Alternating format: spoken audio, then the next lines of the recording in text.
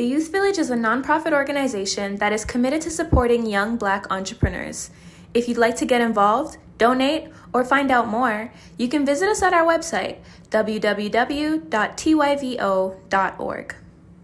As a business owner, a few years down the road, you can access funds that you don't have to go to the bank and qualify for. And one thing you learn as a business owner, you don't have a 9-to-5 job. So when the bank sees that you don't have a 9-to-5 job and a steady income, you get declined. And it's embarrassing. I've been banking with you for 15 years and you decline me money. That ain't supposed to happen. So we provide those solutions that generate that for you. And it takes patience because it's a process. So it takes patience as the money builds. But you have that there is an asset. Your life is an asset. So our goal with the corporation, I have my mother and father in my life. So I'm first generation Canadian. And my dad always said to me, you're in management, you have these different roles and people take advantage of you. My dad always said, never play the race card. You're Black, yes. You're a minority, yes. You might be a female, yes. You might be Black and a female. You got two strengths. Dad said, you don't look at it that way, because I have a sister. He said, you are always the majority. We were raised in a God-fearing house. Everything you do unto the Lord. And he said, you are always the majority. The angels of the Lord are encamped round about them that fear him. Them that know him. So whenever I go somewhere, you walk with that confidence knowing who you are. So every morning you get up, you have no reason to be discouraged or doubtful. And yes, there is mental health. Some of our solutions that we provide deal with mental health as well. I'm not knocking that. But once you make that decision to make a difference, every day you get up, you remind yourself of that vision. We're eventually going to be opening a center. And the center, because we used to run programs to get youth off the streets when we lived in Malvern, it ran from 7 p.m. to midnight. And we had youth who bring grenades. I had a guy give me a grenade and tell me if I had a problem I could use it. I said, brother, we're supposed to be turning in weapons. He said, I have a bunch for you to turn in, but this one is for you. What am I going to put a grenade? Guns, knives, and they taught me quite a few things that I didn't need to know. On that premise, living in Durham is a little bit of a different demographic. So we're doing programs in the schools to educate people about finances, and eventually we're going to run programs to get kids off the streets. But whatever you do, you have to always remember there will be resistance.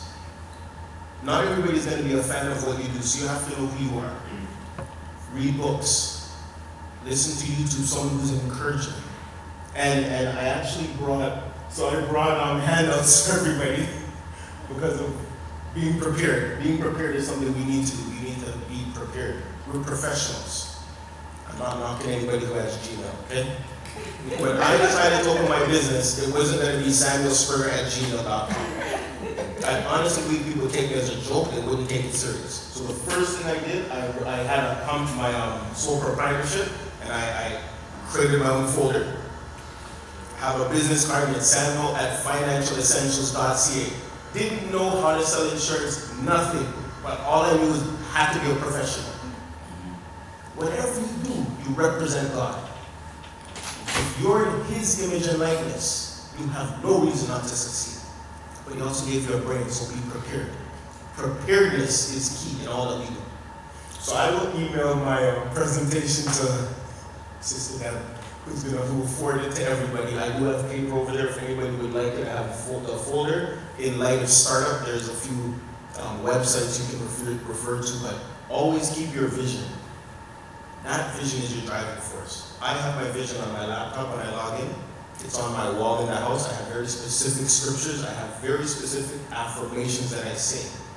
And you have to be very deliberate and intentional. And the final thing is, there's something we do that's called a Power 45. And I train my boys on this too.